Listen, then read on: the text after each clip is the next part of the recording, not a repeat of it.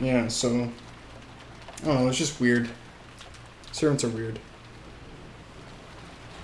The servants are weird. Yes.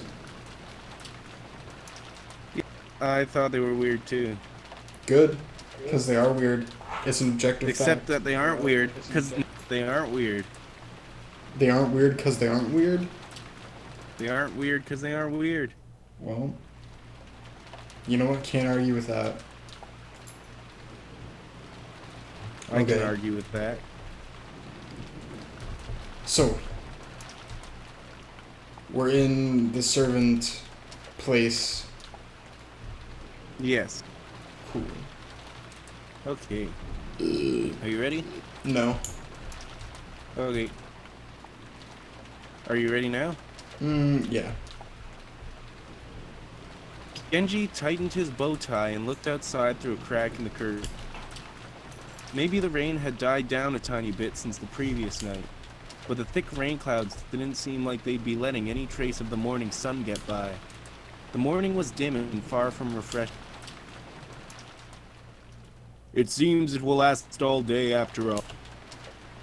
Sorry for keeping you waiting, Genji. Cannon finished checking his appearance and exited the washroom. On their normal schedule, it was rare for anyone to have to suffer going straight from a midnight shift to an early morning. They were on a special schedule for the 2 days of the family conference. However, unless the typhoon passed today, the relatives' stay on the island would last until tomorrow. Cannon thought it best to be prepared for the special schedule to last to next. Was I cutting out? Yeah, you are. Just the last words. I don't know why. It's so weird. Maybe if we do push to talk, it could solve it. Push to talk? Yeah, there's a What's that? setting in Discord. Let me see. I don't know where it is. Yeah, push to talk.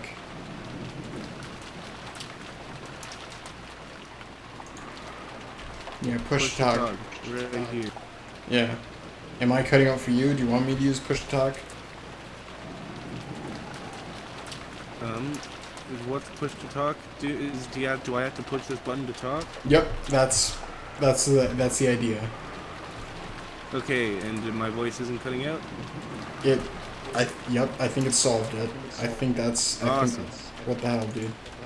Alright, push to talk, Okay, dude. cool. Do you want me to use Talk. push to talk or no? Your voice is fine. Okay, well, cool. Solved the issue. The two of them left the guest house, opening their umbrellas. The rose garden had been devastated by the wind and rain on the previous night. Even though they'd spent several days making it beautiful to welcome the guests, one stormy night was enough to ruin it. Cannon sighed. The two headed for the mansion. They were supposed to meet up for breakfast. Goto was such a perfectionist that he had probably already preparing a breakfast as exquisite and elegant as glassware. They reached the overhang by the entrance to the mansion and folded up their umbrellas. Several keys from his pocket and unlocked the front door. The Yoshiromiya family mansion was the only thing on Rakanjima, so in the past they hadn't been in the habit of locking up. However, Matsui had ordered that the mansion be locked up from midnight to early morning. Ever since then, unlocking the door in the early morning had become part of the servant's morning shift. The task had been given to Genji and could start preparing breakfast as soon as he woke up. Silence had fallen in the mansion, giving the impression that the mansion itself was still asleep. Well then, let us begin the morning chores. Yes, sir. The two of them split up and began opening the curtains throughout the mansion. If the curtains stayed closed, the mansion would remain enveloped in as though it was still trapped in the previous night. Following a well-rehearsed procedure, Cannon went around the mansion, opening the curtains for one window after another without having to retrace his steps once. Even with this horrible weather, drawing the curtains made it feel just a little bit like morning. While doing that, he passed in front of the kitchen. He hadn't smelled anything yet. His stomach started aching for some of Gota's prized cooking. Good morning. To greet Goda, who should have been getting breakfast ready, but Goda was nowhere to be seen. The kitchen was darkly lit, and not only were the curtains not open, but the fan wasn't even running. It was still cold, without any trace of a fire being lit, so of course there were no signs of breakfast being made either. Though it would have been inexcusable, perhaps Goda had overslept. Even servants are only human. They sometimes sleep in and show up late. In the rare case that such a thing happens, it's part of a servant's code to hide the unsightly scene before anyone notices, smoothly, and make sure the family never even realizes that anything has gone wrong. Cannon took the receiver of the phone that had been fitted to the wall and dialed the number for the extension line in the servant's sleeping room. He couldn't hear that characteristic sound of a dial tone. Cannon tried picking up the receiver again, but even so, he couldn't hear the usual dial tone. He tried dialing again, but it had no apparent effect. Could the lightning last night have damaged the machine breaking the extension line? The equipment in this mansion was all worn out. Cannon fully understood that even the smallest thing could have caused it to break down. He gave up trying to wake Goda with a phone and dashed over to the servant's sleeping room.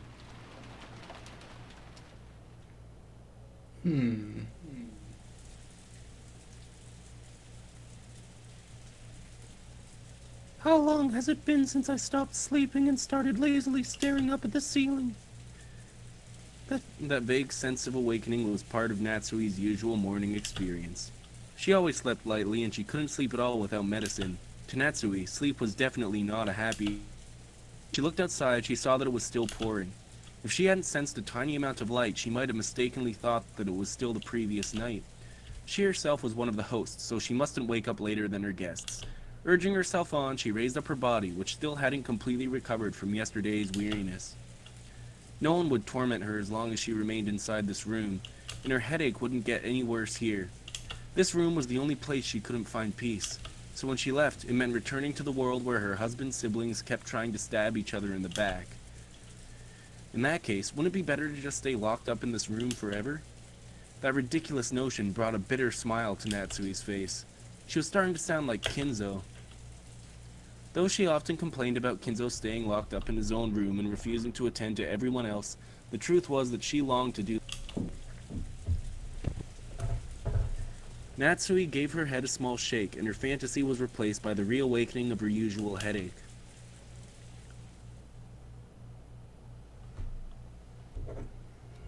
When she reached for the doorknob, trying to leave the room, her hand touched the scorpion charm that she had hung from it before going to sleep the previous night. It was Maria's charm, which Natsui had received from Jessica.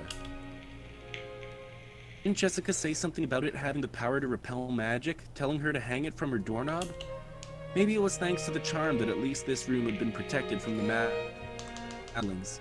As she thought this, her mood began to get a little more cheerful. I wonder if I have Jessica to thank for the little bit of peaceful sleep I managed to receive. Then Natsui remembered. That's right. Last night, I promised Jessica that I'd give her a charm of my own in exchange for this one, didn't I? Natsui opened a drawer on her dresser and took out an antique accessory case that she had treasured when she was a child. Inside, there were many small objects that Natsui had thought were valuable at the time. From amidst those, she pulled out a red pouch. Inside was a small round mirror about 10 centimeters across. It looked quite old, but the design on the back of the mirror was very ornate, and it felt like something with historical value.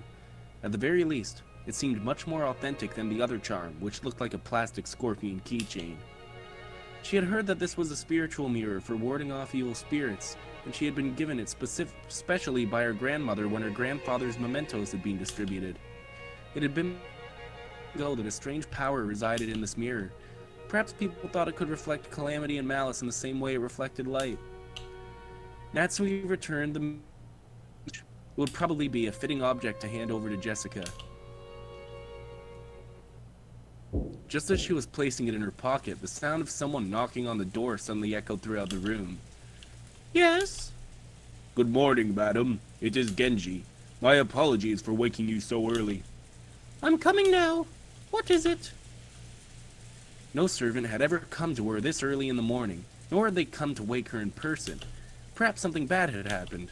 Maybe some while preparing breakfast, something that would shame the household in front of their guests. Natsui took a deep breath in anticipation for whatever trouble she was about to hear of. When she opened the door, Genji once again gave a morning greeting while bowing deeply. Natsui tentatively responded. Good morning. Did something happen? My apologies. It would seem that the telephones have broken down due to the lightning last night. The extension telephone isn't working, so please forgive my coming to see you directly. The extension telephone isn't working? That will be troublesome. Will it be possible to fix it? I am afraid we don't know the location of the damage. Later on, I would like to call in an expert and have him repair it. Does that mean we'll be unable to have it repaired until after the typhoon passes? Then it will remain broken down for the duration of our guest's stay. Will that hamper our efforts to care for our guests? We will do all we can to ensure. Very well. I'm counting on you to make sure we have no blunders. Natsui let out a small sigh of relief. She had been prepared for the worst. But damage to the telephones wasn't the kind of trouble she was worried about. Then again, even this would probably be enough to spark sarcasm from Eva. Natsui gave her head a light shake. Are the preparations for breakfast proceeding well? As to that, we haven't been able to find Goda. The arrangements for breakfast have yet to be carried out. What did you say? Natsui was indignant. To her, this was a much bigger problem than the phones not working. And despite that, this piece of information was the part that had been postponed. Why did everything go well most of the time and then relatives were visiting? Natsui put her hand to her forehead and shook her head.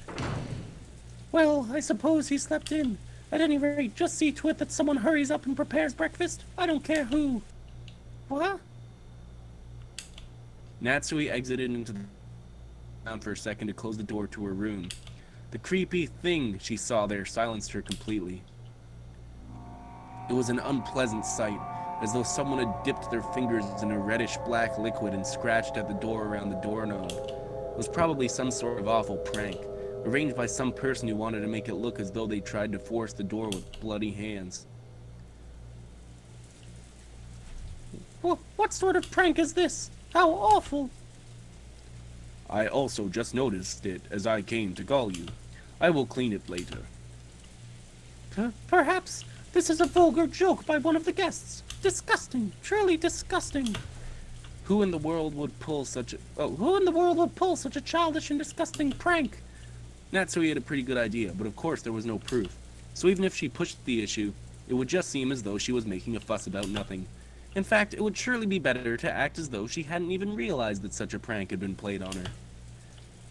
Natsui gave the order to have it cleaned and headed off to the parlor with a squeak of her heels.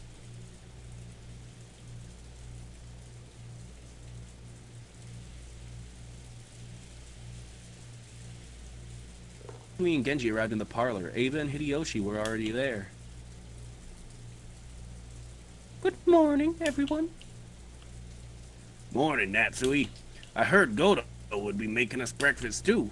My excited since I woke up. Wahahaha! After all, it seems food is all you can look forward to at the head family household. Head family. I'm pleased to see that you too are in high spirits so early in the morning, Eva. With a weary expression, Natsui returned Ava's gaze, which was fiercely competitive despite the early hour. Then Cannon jogged in. After bowing an apology to the relatives for running inside the mansion, he noticed Genji and told him something in a small voice. Cannon, have you still not found Goda? My apologies, madam. I went all over the inside of the mansion and the guest house, but I still haven't found him. Where in the world has he gone? At any rate, breakfast is a higher in Goda right now. See to it immediately. Yes. Cannon glanced at Genji. It seemed he had something else to report, but was uncertain whether or not the word should come from him. Genji nodded and decided to give the report himself. Madam, it is not only Goda. Your husband is also nowhere to be found. My husband? Yes. Even before visiting you, I went to his room to tell him that breakfast wasn't being prepared, but I did not find him there. Furthermore, he is not the only one missing.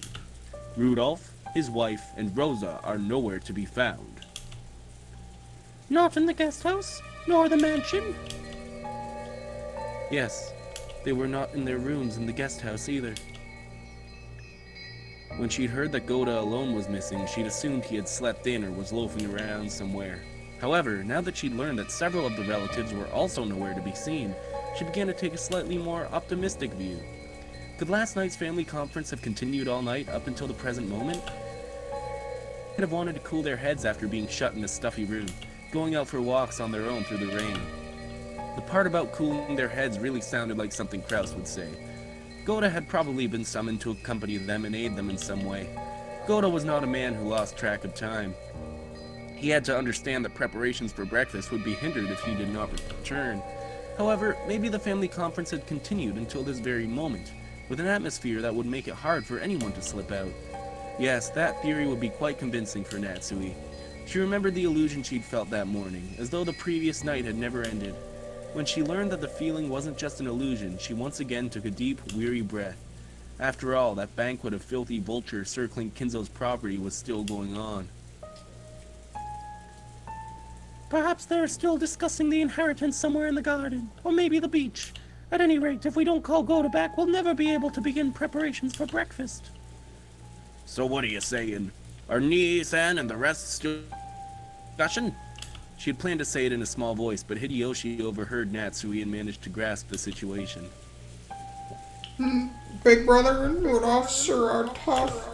Maybe it's just youth in Rose's case. Just a bit after midnight, the two of us were so tired that we headed back to bed.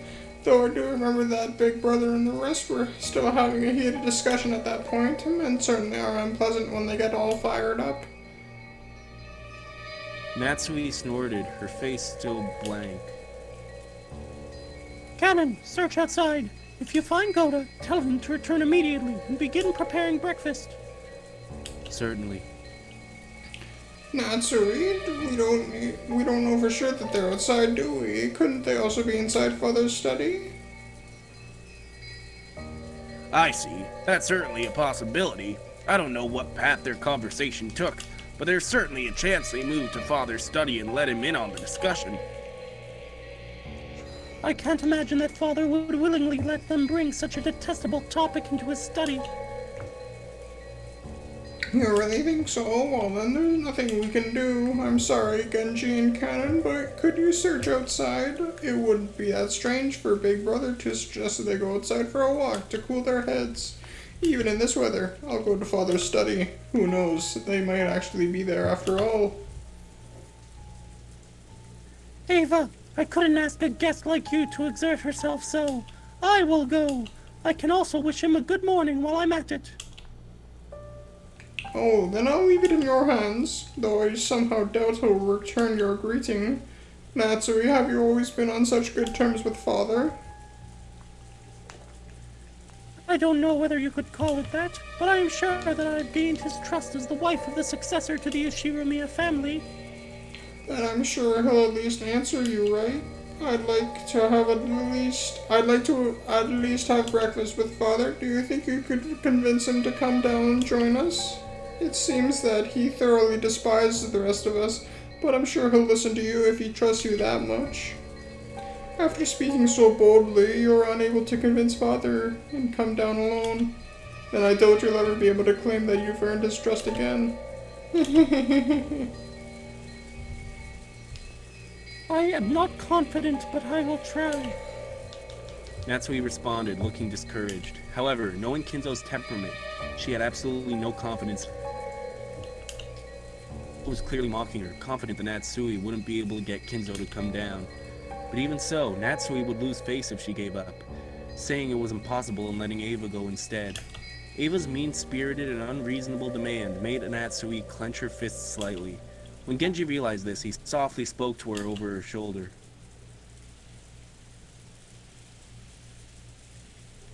Madam, please take this if you would. And this is? Genji handed Natsui a sparkling gold key of ornate design. It was the key to Kinzo's study. The study had an autolock and couldn't be unlocked as long as Kinzo forbade entrance. However, since Genji was especially trusted by Kinzo, he was allowed to carry a key to that door. But if this key is used, won't you also receive the blame? When the master is sleeping deeply, simply knocking on the door will not suffice. And it would be more difficult to persuade the master to leave his room if you must talk through the door. Please use this. Genji. Until now, Natsui had thought of Genji as a cold servant who wouldn't do anything for her, since he worked directly under Kinzo. She would have to alter her understanding of him. She wanted to communicate her gratitude, but by then, Genji had already turned his back on her and was walking down the corridor with Cannon. But as Natsui watched them go, the words directed at her from behind were sneering. Well then, you must bring father with you, okay? After all, it's his son's precious wife who's asking. I'm sure he'll listen to you. We're guests, so we'll just relax here at our leisure. Quit it, Ava. You're taking this too far. Sorry, Natsui, but we're counting on you to deal with father. Without answering, Natsui forcefully spun around on her heels and quickly left that place.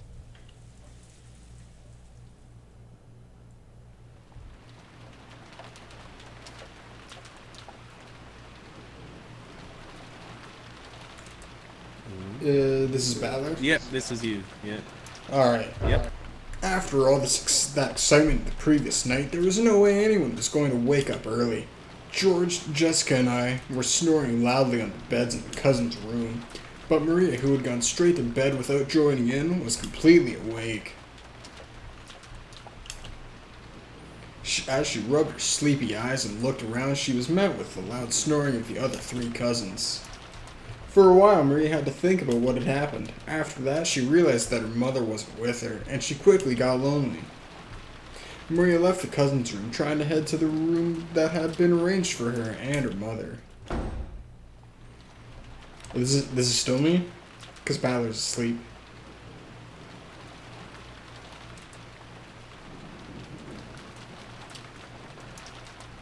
Alright, I'll keep going. Sorry, I wasn't pushing to talk. Yeah, it takes a little bit to get used to, that's what I assumed. Yeah.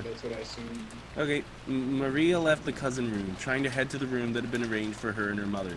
Paying no heed to the three who were sleeping soundly, she slammed the door shut.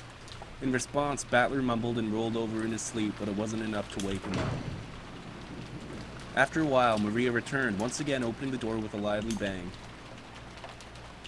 Ooh. When she had left the room, her face had been sleepy, but now that she was back, she looked irritated. After that, she climbed up on Battler's bed, which happened to be the closest, and started yelling and jumping on it like it was a trampoline. Ooh, wake up. Ooh.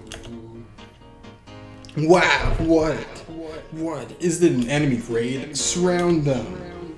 After making sure I was awake. Actually, yeah. Maria moved over to George's bed and started jumping on that too. In that manner, the three of us were all greeted with an extremely pleasant awakening. Thanks for waking us up, Maria.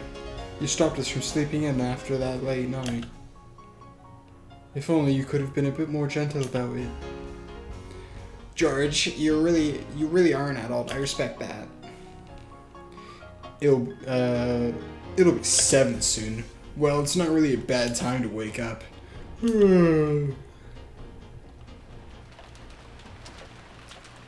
Ooh, Mama's not here. Ooh.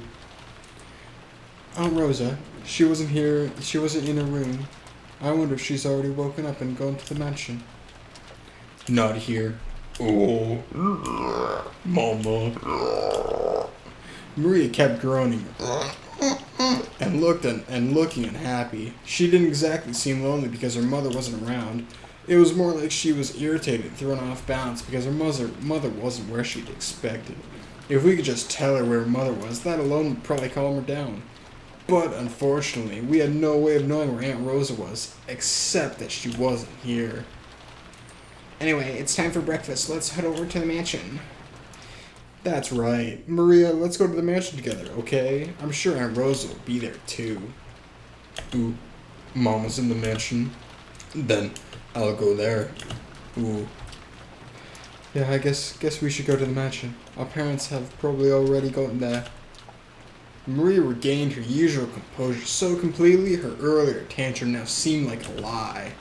We got dressed, left the room, and headed for the mansion.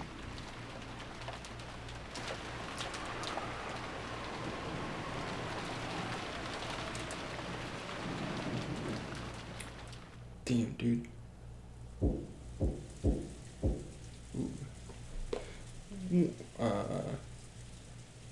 I think this is Natsui.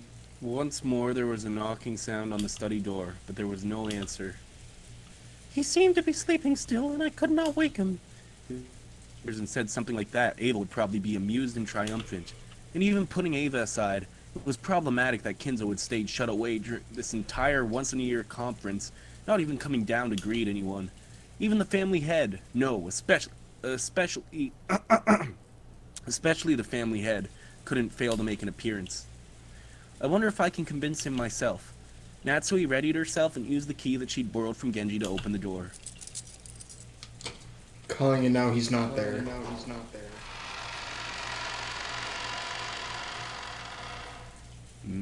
Maybe.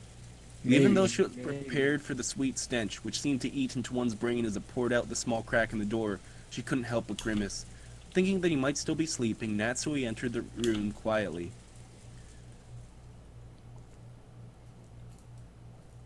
Never mind. When she did, Kinzo was already awake and looking down out of the window. So you're awake. Good morning. How did you get in? Kinzo spoke with his back still facing her. His voice was not harsh but calm, and Natsui was slightly reassured. However, though he was awake, he wouldn't have ignored all that knocking if he was in a good mood. Natsui wasn't able to relax. My sincere apologies. I asked Genji and he allowed me to borrow the key to the study. Oh, Genji did. If my friend thought it was that important, then I have no choice but to listen. So, what business do you have with me? Well, breakfast. I would greatly appreciate it if you would join us. I will eat here. Have it brought here like always. But father, this family conference happens only once a year. Please, at least let them see your face. Go back downstairs. Are you asking me to join in as they discuss how to chew up my inheritance after I die? How foolish. Let them speak of such matters as much as they please without me. And if that's what you call a family conference, it's hardly worth leaving my room for it. I am busy. Do not bother me. His last words carried the threat that any further questions would not be appreciated. Natsui realized that adding any further pleas would finally bring his wrath down upon her. She didn't look forward to facing Ava's sarcasm, but there was nothing to do. Is that so? Understood. I am sure everyone will be sorry to hear it, but I will tell them. Natsui decided to give up. Bound silently, she tried to leave the room before Kinzo's spasmodic temper could flare up. And then his spasmodic temper flared up. As she did, Kinzo spoke to her. His voice was so calm and gentle, it felt like it came from an entirely different person. Natsui, it has been quite some time since you married into the Ushiroma family. Yes, it has been many years since I was first permitted to bear the name Ushiromiya. Do you sometimes long for your previous family? No. Marriage means abandoning your birth family. I am Ushiromiya Natsui. The Ushiromiya family is the only family I can come home to, the only one I am fond of. She truly wasn't exaggerating. Such was the resolve she felt whenever she drew me a family name to herself. And that's precisely why she was so saddened when her husband didn't treat her like an Ushiromiya, leaving her to race about in vain. If Cross were a woman, and you his husband, no, I won't say that. What do you mean by that? Father? Natsui was shocked. If Kinzo's words just now were what they seemed, it would have been more than enough to make up for all she'd suffered up to that point. Forget it. It's just the nonsense of an old man. Kinzo once again faced away from her. He told her to forget it, but Natsui couldn't help feeling a warmth in her heart. Father, Even though I, Natsui, am not connected to you by blood, I am still your daughter. Most assuredly see to it that your honor and glory and everything you have left behind are protected. You do not have the right to wear the one-winged eagle. However, the one-winged eagle is surely engraved in your heart. That is irrefutable proof that you are my blood relative, one who will inherit the glory of the Ushiroma family. Some will sneer that there is no eagle on their clothes, but such words are not worth lending an ear to. Only to those who hold the eagle in their hearts are my true blood relatives. I now consider it an honor that you were welcomed into the Ushiroma family. Without saying anything more, Kenzo remained with his back to Natsui. However, Natsui couldn't help but feel something warm well up inside her that she hadn't felt since long ago, when she had been just a child. Natsui bowed silently to his back and left the room.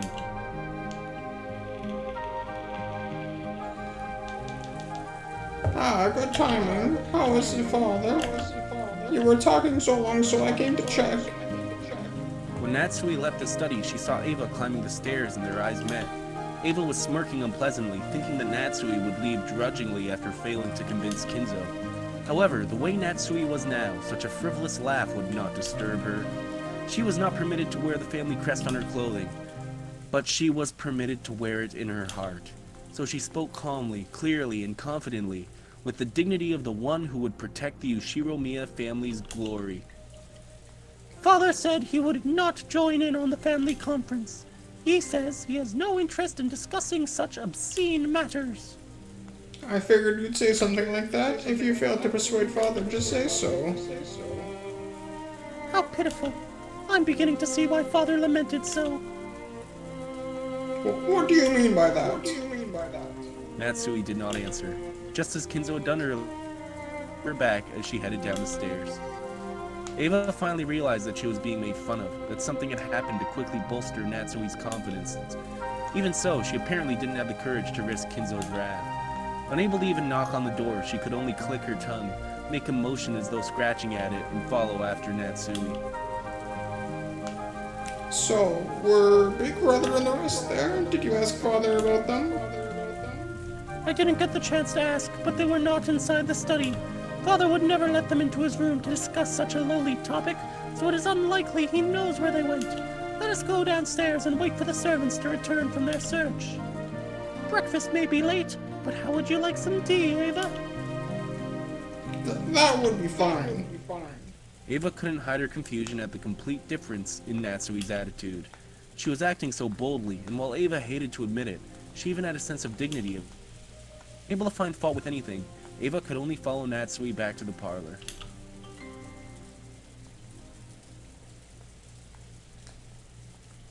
When the two of them returned to the parlor, Hideyoshi had been joined by the 4 children and Nanjo. Genji, who had been talking with Hideyoshi, reported the current situation when he noticed that Natsui had returned. You still have not found my husband and the rest? Yes, my apologies. Kumasawa has started preparing breakfast. She said that she will need just a little longer. The clock read a little past 8 o'clock. 8 o'clock should have been the time to start breakfast. Normally, going over that time limit would be a disgrace to the host. Cannon is now searching outside. Also, no one has seen Shannon either. Even Shannon's missing? Truly, just how many people did my husband bring with him on his little walk? Just how many people had gone missing by now? Now that the number was this large, it was starting to feel truly unpleasant. As though the people here were the only ones being left out of something interesting. At least that seemed to reflect the feelings of the children, and Maria in particular. She was indignant, her stomach grumbling, almost as though her mother and the others had left her alone to go off and eat something delicious without her. The other through the channels on the television, trying to find a program that might interest Maria and cheer her up again. Nanjo was sitting on the sofa, gazing blissfully at the children while reading a book. It must have been a book about chess. The sound of footsteps came rushing towards them with a pitter-patter. There was only one set, so they realized before seeing who it belonged to that it was probably Cannon, not Kraus and the rest. Madam, excuse me. Judging by your appearance, you still haven't been able to find them? My apologies. I still haven't. That will be enough. You've worked hard. She didn't know where they were, but they had to be somewhere on this island. They hadn't had a thing to eat since the previous night, so their stomachs must be growling about now. They'd probably of their own accord before long. By now, Natsui was thoroughly exasperated and started to feel that there was no reason for them to go out of their way in search. I will go to the kitchen to prepare some tea for all of the guests. Thanks to both of you for all of your hard work so early in the morning. Natsui left the parlor, acting as though the release intention caused a new surge in her headache. Cannon tried to call to her back, but Natsui left swiftly. What is it? Was there something else? I was unable to find her husband or anyone else, but, well, Cannon sounded evasive. It looked as though he didn't know where they were, but had spotted something that might be connected to their disappearance. Ava and Hideyoshi noticed this exchange of words and came over. They probably picked up on something strange in Cannon's behavior. What's going on, Cannon? Did you find Kraus and everyone? Actually, the Rose Garden storehouse looked strange. What do you mean? It looked strange. It was, how should I explain it? Cannon hesitated once more. His tone wasn't at all what you'd expect from this usually fearless boy. Seeing this, Ava and Hideyoshi looked at each other dubiously. What do you mean? Are you saying Big Brother and the others were inside the storehouse? No, I'm going to inspect the inside now. I just now came back to get the key, but, I don't really get it, but it sounds like we've just got to look around inside it. Where's the key to that storehouse? It is in the servant room. Let us check inside the storehouse at once.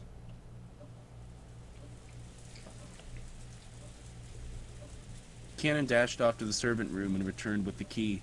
Genji left the parlor, saying that he would go check, but then Ava and Hideyoshi followed after him. What was this something strange about the storehouse that had caused the usually fearless Cannon to hesitate? Outside, but perhaps their curiosity over this something that Cannon couldn't talk about won out. While the children made a big fuss watching television, dashed over to the entrance.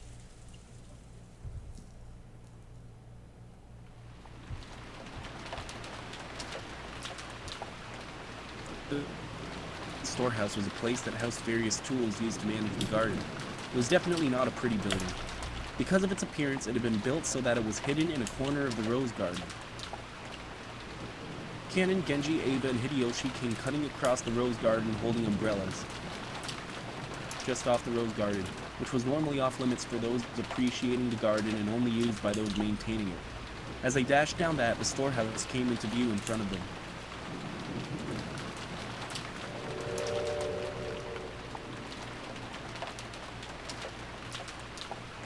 It was quite an old shed, and compared to the flawlessly perfect beauty of the rose garden, it was pretty seedy looking. It was easy to understand why it had been built in a hard-to-see place. Ava and Hideyoshi arrived at the storehouse long after Cannon and Genji. Ha! Ha! You two sure are fast. I thought my heart was gonna explode. I never knew they had a storehouse way over here. But what is that? What is that? When Ava looked where Cannon was pointing, she was at a loss for words. Noticing this, Hideyoshi also followed Cannon's finger and was likewise too shocked to speak. The entrance to the storehouse was a kind of shutter, and there, everyone suddenly realized why Cannon had been unable to find words to describe what they now saw. On the shutter, which was completely filthy from being exposed to wind and rain for so long, stuck right on it. There was something that looked like a strange dark red liquid, mucus, or maybe it was some sticky paint. An indescribably eerie shape was drawn on the shutter with some kind of ghastly substance. The rain had caused it to drip down like fresh blood leaking from an open wound. No more beating around the bush. Some kind of mark was drawn there, with a ghastly substance that looked like blood, in a shape that seemed to suggest something ominous. 2 circles were drawn there, and inside them was a design that looked like a cross. The 4 ends of the cross were widely exaggerated, and it looked like some kind of crest from somewhere around Europe. And in the shapes, written closely packed together, were some unfamiliar characters, or possibly symbols. What a vulgar... Could this be one of those? One of those magic circles used in demonic ceremonies? It wasn't surprising that Hideyoshi would say the shape, drawn with a deep red, dripping substance. When was this made? There was nothing drawn here when I came by yesterday, before it started raining. We must do something before anyone else sees this. If they laid eyes upon it, it will cause them great discomfort. That's right. Even though it's just a shed, I wouldn't want to leave such an unpleasant piece of graffiti alone for even a second longer than I had to. There is some paint inside the storehouse. Let us paint over it temporarily as an emergency measure, then repaint it again someday when the weather is good. Genji remembered that he had just recently seen another scribble, and that it had been made with a strange dark red substance of the same color as this. That must have been... That's right, he had seen it on the door to Natsui's room. Cannon, let's remove the scribble quickly and go back, okay? Even though it's just a storehouse, it's really irritating to have graffiti around the home I was brought up in. Yes, ma'am. I will take care of it immediately. Cannon squatted in front of the shutter and unlocked it. He then lifted it up with all of his strength. A boisterous noise resounded, and the eerie shape drawn on the shutter began to get sucked in through the top as the shutter was raised. At least for the time being, that ominous drawing disappeared from their direct gaze, and they all breathed a sigh of relief.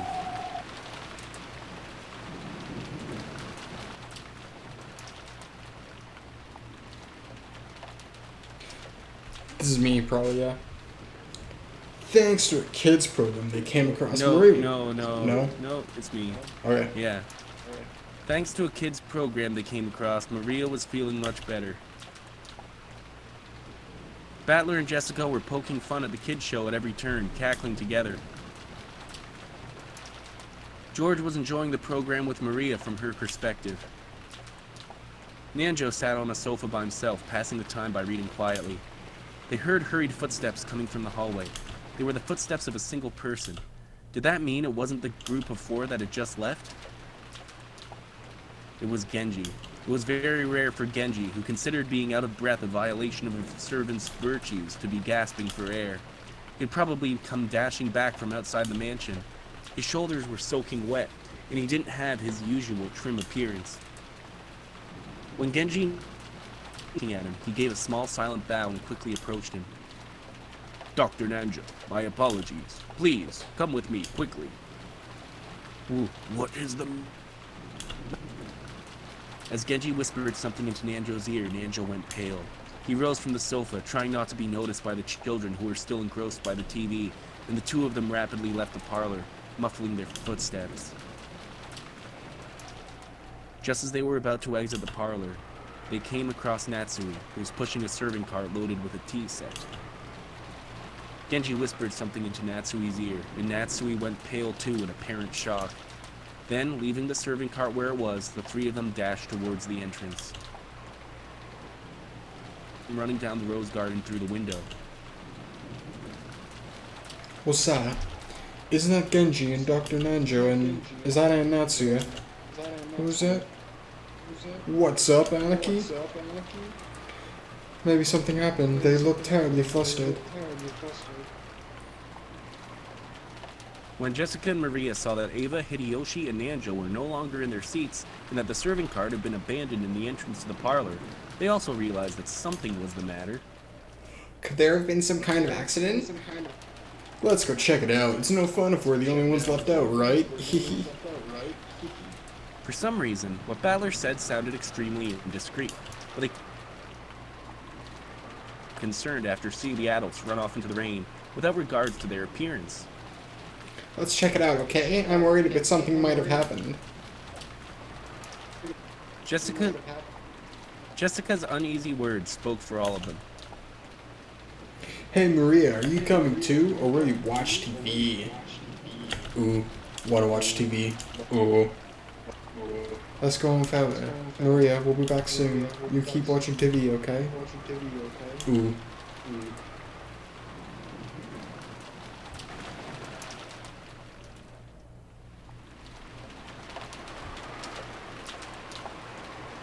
By the time the kids made it outside, the adults were no longer in sight, but Jessica seemed to have a pretty good idea where they'd gone, judging by the direction they'd been running.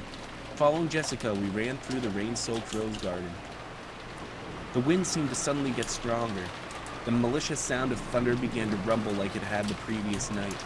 It felt like an eerie something had surrounded the island and was trying to stop us from moving forward. Jessica, is there something over this way? I'm pretty sure the storehouse for gardening tools or something. What in the world could be going on in a place like that? Just as Jessica had said, they began to see a storehouse in front of them. They could also see the adults there. The shutter to the storehouse was open, and several adults looked as though they were searching for some reason. Only Natsui was outside the storehouse. Without even holding an umbrella, she looked like she was hanging her head, and her back was facing them. There was Genji, Nanjo, and Natsui, who had just left the mansion. The ones who left earlier, Kan and Ava and Hideyoshi, were also there, making for a small crowd of people. But there was absolutely no bustle of activity. When Natsui realized it, a terrible expression rose to her face, and she ran at them with her arms spread wide. You mustn't come any closer! Go back to the mansion! But despite that, no, because of that, the kids saw this, trying to keep them away from it. Inside the storehouse with its shutter wide open, a faint fluorescent light shone down, and right there was...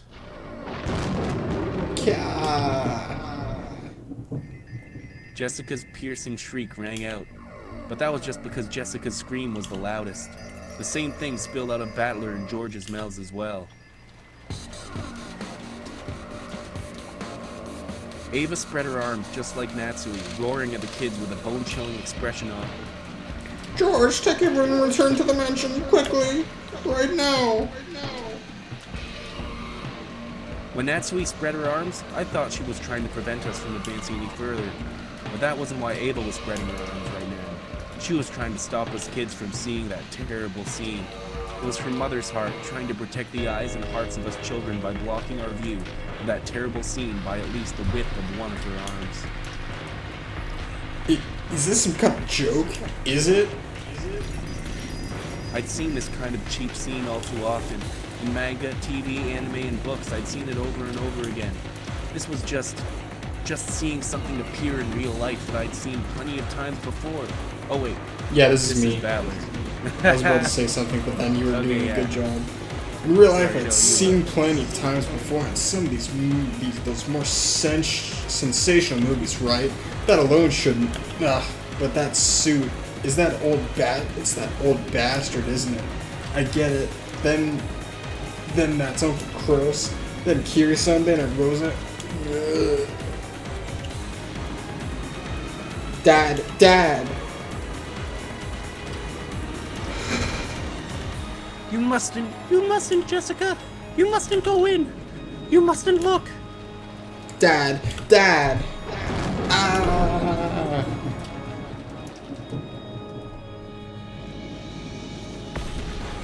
Rigor mortis has set in across almost the entire body.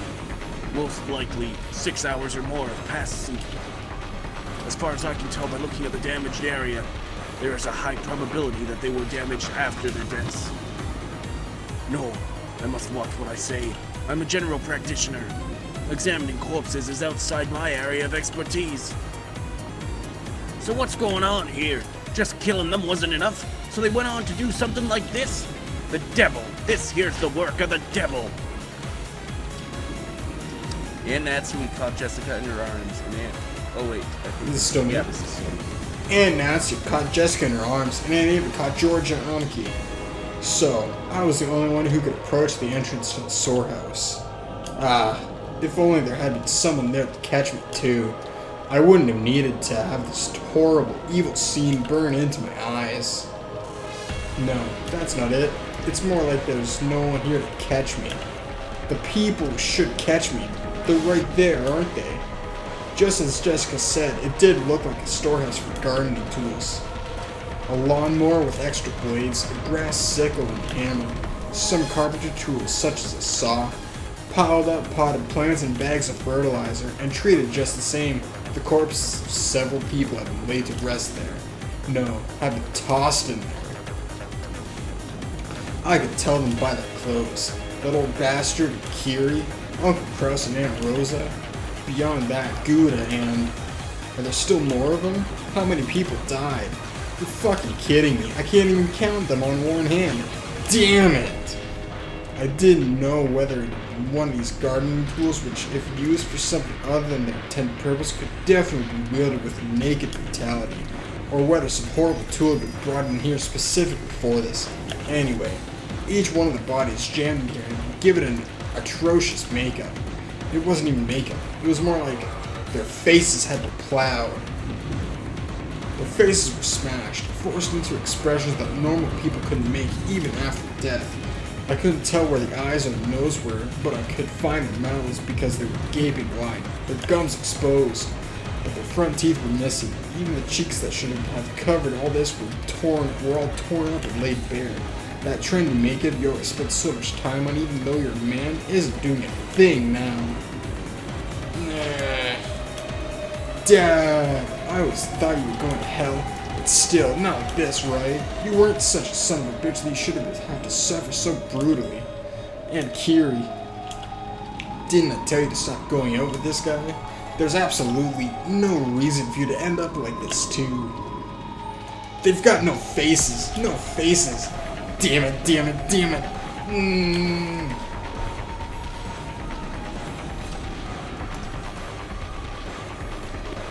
Butler, son, you mustn't look anymore. There's no way your mother and father would want you to see them like this. For their sakes, you mustn't look anymore. Dead people are supposed to have faces that look like they're sleeping peacefully, right? They've got no faces. My dad and Kiri have no faces. I don't even know what kind of faces they were wearing when they died. What's wrong with me? Will I have to see these smashed monster-like faces every time I remember them? That's just great. I didn't want to remember that old bastard I didn't want to have to remember that old bastard smug face anyway. Just great, just great. But why even Kiri's face? Kiri wasn't a crook. Sure, she ticked me off a bit now and then, but she was like a cool big sister to me. This is wrong. This is all wrong. At least Uncle Kraus had better, doesn't he? It's not his whole face, just the side. At least he's got half his face left, right? That's a lot. That's still better. That's still better. No! Jessica filled her ears with the sound of her own screaming, trying to shut out my reckless words. Stop it, Butler. Just stop it. Stop it. Anki. Disregarding Asian appearance, I fell to my knees, clinging to Anki's waist and sobbing. It was as if I was crying on behalf of everyone there. Representing the feelings of everyone there, I screamed over and over.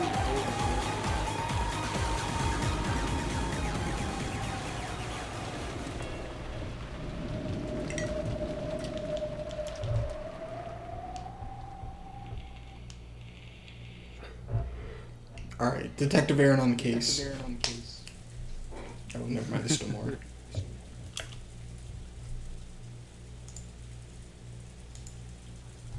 Father. The ones lying dead. Lying over there. Our Uncle Kraus, Uncle Rudolph, Aunt Kiri, and Aunt Rosa, and Gouda. Just those five, right? No, there are 6 people. There's one more person over here. The body Hideyoshi was looking down on now happened to be hidden among the shadows in that mountain range of objects, in a blind spot to George's entrance. So George couldn't tell whose body it was. He cursed himself. He cursed the fact that his worst guesses always turned out to be right.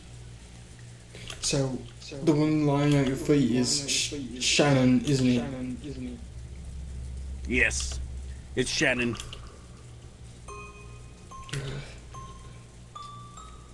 George fell completely silent.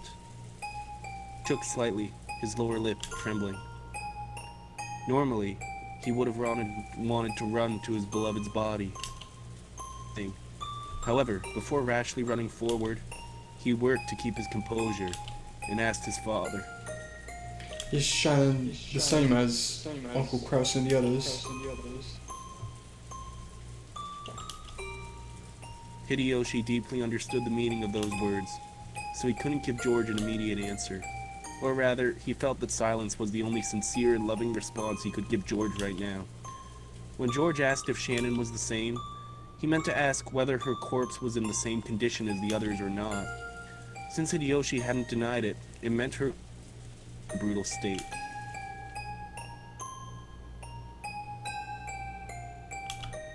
Can I look at Shannon? No, you can't. Why not? After all, I won't be able to see Shannon's face again, right? So, why won't you let me see what her face looked like at the end? The last time you met Shannon was yesterday, right? Yes. I see. When you feel that face was she showing you?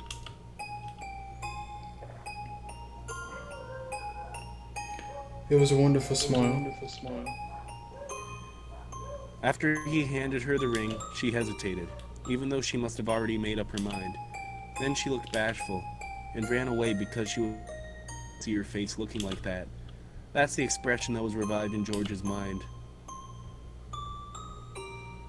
I see. Then I'm sure Shannon would want to leave you with that smile in your memory. Hideyoshi looked down upon Shannon's body lying at his feet. Just like the other bodies, it was in such a horrible state that it'd make anyone want to cover their eyes. Her head had been smashed in from the side, and no more than half of her expression remained. If the remaining blood-soaked half of her expression had been wiped clean, would that graceful smile of hers have peeked out? But only half of it? Without thinking, Hideyoshi slapped his hands over his eyes. How brutal. If her face was going to be crushed anyway, then if only all of it had been crushed, he might have been able to temporarily distract George from his pain by making the pathetic suggestion that it was someone else wearing Shannon's clothes. Half of her face had been left untouched. It caused the body so much humiliation, while still proving beyond doubt that the body was Shannon's and no one else's. How inhuman, how brutish. And there, trying his best to burn the image of the remaining half of Shannon's expression into his eyes as she lay at Hideyoshi's feet, was Cannon. Cannon was not crying. Tears had risen to his eyes, but they did not drip down. But that didn't mean he wasn't feeling as much sadness as everyone else. Losing Shannon, who had lived with him in the same orphanage, whom he had loved as a sister, must have been just the same as losing a blood relative. George, I'm sure Shannon is saying thank you. She must be glad you didn't end up seeing her in such a pitiful state. I'm sure she's thanking you for holding strong and showing restraint. I understand, Father. I understand. George leaned against the outside wall of the storehouse, crouching down limply. Father, I have a request. What is it? I want you to look for me. Is there a ring on Shannon's finger? A ring? Let me see. Hideyoshi crouched down. As he did, Cannon silently pointed to one of Shannon's hands. Yeah, there is. It's a diamond ring, with a valuable diamond. Must have been pretty expensive. And which hand? On which finger is it? The ring finger of her left hand. I see. So Shannon was engaged? George, don't tell me you... Eva, that doesn't matter now. A man made a lifelong promise to Shannon. A man promised her happiness for life. That man isn't the issue here. Is this still Hideyoshi? Yeah. Okay. Being told that by a man is a woman's dream, isn't it? I don't know when she received this ring. I also don't know who gave it to her. However, even so, Shannon took this ring. Then she accepted it and put it on her left ring finger. I'm sure the man who gave it to her was also To most of the people there, Hideyoshi was simply disturbed by the extraordinary situation and was blurting out nonsense. Someone who knew of George and Shannon's true relationship would understand the full meaning of those words. I see. Thank you, Father. George stood up. The traces of tears still streaked his face, but his expression had returned to its usual calm one. Let's go. Bella, Jessica. If we stay here any longer, we'll get in the way of the adults. You're right. Jessica sniffled once, showing her face to her mother, who had been holding her the whole time, to let her know she was okay now. When she faced George, she had on her usual expression, although she still couldn't smile. Battler, hang in there. Battler kept on crouching in front of his parents' bodies. I'm sorry. Crying like hell calmed me down, you bastard, Dad. I bet you're laughing at me. After all that shit I talked about you, here I am crying like a baby just 'cause you died. Well, so what? I guess I just got the gene that makes you cry when your parents kick the bucket. Battler's red from the tears, but he had at least fake a smile, if only a bitter one. Cannon, you mustn't remain here any longer either. Take the children and return to the mansion. Natsui had been standing under the rain this whole time, unable to take a step into the storehouse. Maybe she had her own way of grieving, different from Battler's. Realizing that she had to take on a role of responsibility now that her husband was dead, she gave Cannon those orders. Yes, madam. Cannon rose silently and turned to face me. His face was pure white, almost as though his own heart had died along with Shannon, and there was no life in his expression. On an ordinary day, if he had been told to guide the children through the beautiful rose garden, Cannon might have led the way. But now, there was no distinction between Cannon and the children. They were now just kids of about the same age, suffering the pain of losing those close to them. After making sure that the children were leaving, Natsui started giving orders to Genji. Genji, contact the police immediately. They probably won't be able to come until the typhoon passes, but they should be able to tell us what to do next.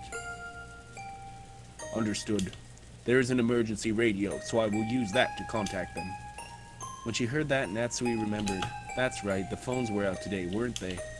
However, they also had a radio, since they couldn't necessarily rely on phones all the time while living on an isolated island. At any rate, they should start by contacting the police and receiving their instructions. Everything else could wait. Dr. Nanjo, is there any here? Unfortunately, there is nothing I can do. Understood. Genji, could you at least cover their faces with something? Exposing them like this is humiliating to them as well. Yes, ma'am. Yes, ma'am. Genji picked up several dried-up towels from inside the storehouse, when Ava stopped him with a shrill voice. Wait a second. Stop. This is the scene of the crime, isn't it? Then we mustn't disturb it. We all panicked and walked in here with our shoes on, but even that will surely get in the way of the police's investigation, right? Natsui glared at Ava, offended. Objectively speaking, Ava was right. Even so, she glared at Ava as though accusing her of refusing to do those tragic corpses, which had been humiliated even after death, the simple kindness of covering their faces.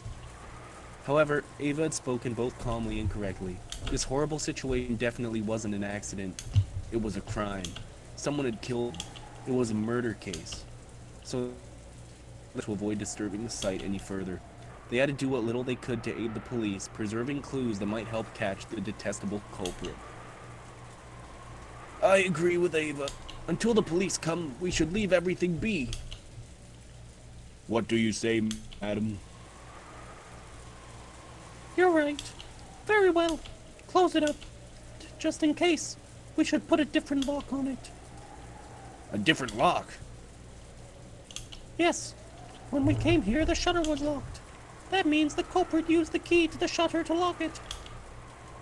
That makes sense. So, does that mean the key that opens this shutter will have the culprit's fingerprints on it?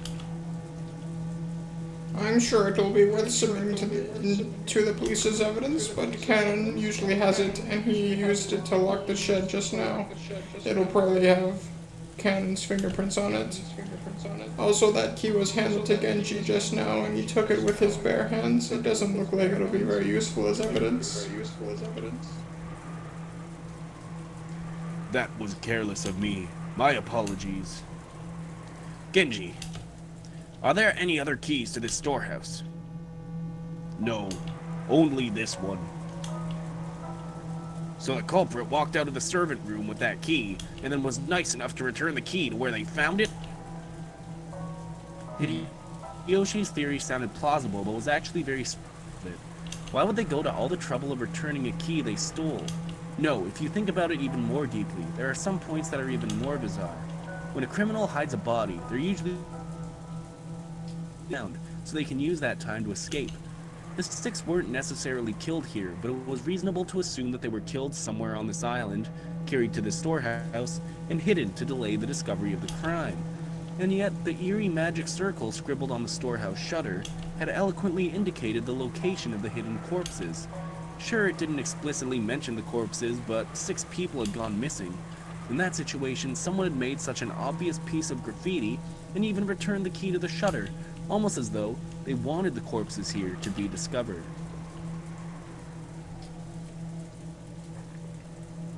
Anyway, we can't put all our faith in a lock that the culprit has opened once before.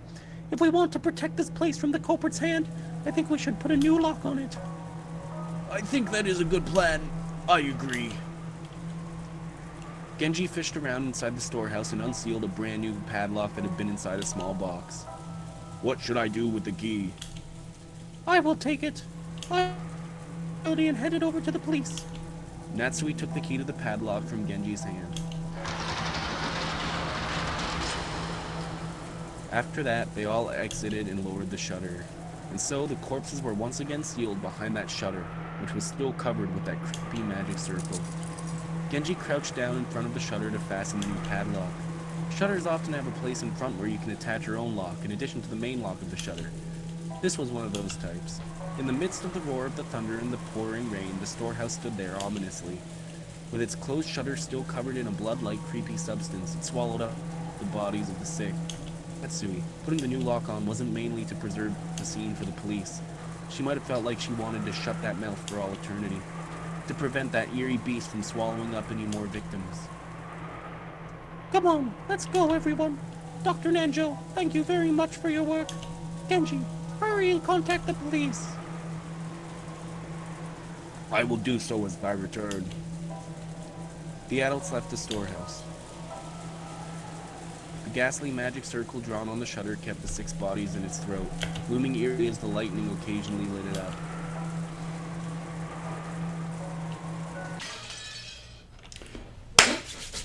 Alright, Detective Aaron on the case. So, Okay, it was Maria. Oh. Good guess. Jesus, Well, dude. So, that's the Wait, first just- part of the witch's epitaph. Yeah, just wait a second though. Cool. Let's go to the tips, or the characters. All the characters? We gotta read all the ones that are red now. Oh, Okay, shit. so we'll start with Kraus. Okay. His corpse was found inside the Rose Garden storehouse. The direct cause of death is unknown, but it seems the side of his head was smashed after his death. This is the beginning of everything. Okay. Rudolph. His corpse was found inside the Rose Garden. His face seems to have been smashed after death. He has a right to lament his ill fortune.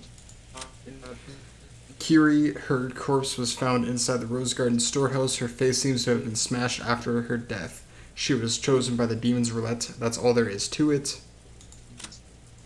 Rosa, her corpse was found... What the fuck is that? Can you You're really robot-y. hear? No, I'll just keep reading these. So, Rosa, her corpse is found inside the Rose Garden storehouse. Her face seems to have been smashed after her death. I'll get to see her again, so I don't feel lonely. Shannon, her corpse was found inside the Rose Garden storehouse. It seems the side of her head was smashed after her death. Don't worry, everyone will be revived in the Golden Land. Goda. His corpse was found inside the Rose Garden storehouse. His face seems to have been smashed after his death. How unfortunate. Apparently he was originally supposed to be on duty in the guest house.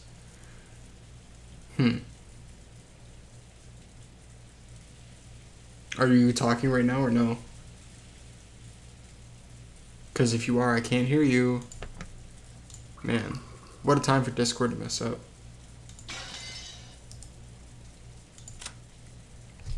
Anyways. Oh.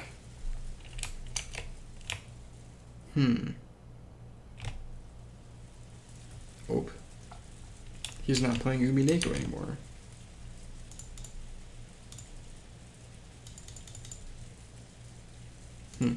Alright, well, this has been this day's episode. I don't know when this will go up. I think it's going to go up Monday, I guess. So thanks for watching.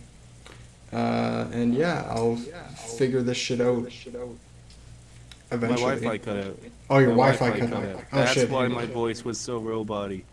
But That I'm back makes now. sense. So what did you say? I just read through all of these, and I Okay. closed out. But since you're here, we can talk about it a little bit. So, Okay. it seems like there are little messages under their deaths that are, it seems to be, like, from the witch, or from the killer. Something like that. Or some sort of, like, third party. I don't know why, but their faces are smashed in. I don't know why that. Yeah. I don't know why that is. Some of them are half. Some of them are a little bit Some of more. them are full. Yeah. And it actually shows you. When Yeah, you- yeah, I see. too. So that's cool. How do you like the feature, Adam? When they die, it shows up on the pause menu. I like Every it. dead. It's pretty good. It makes it easier to keep track.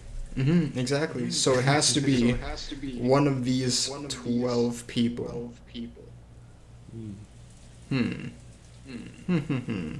Two of the servants died. Yeah, 2 of the servants are dead.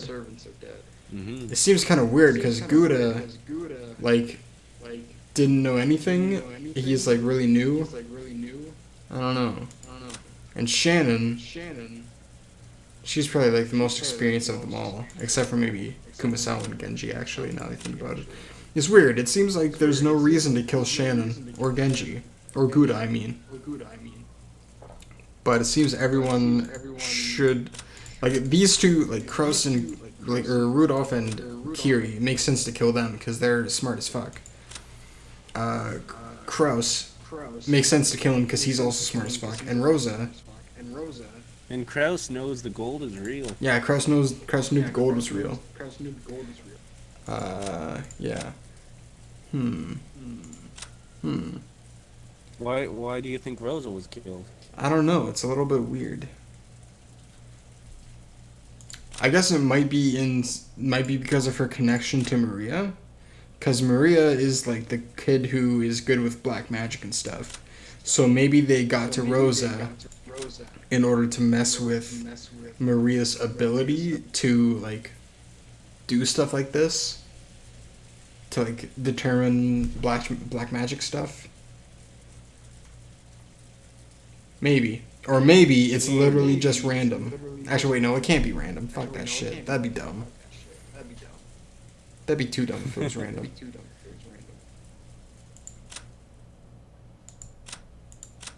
Let me look at, where was it? First Twilight, offer the 6 chosen by the key as sacrifices. Chosen by the key.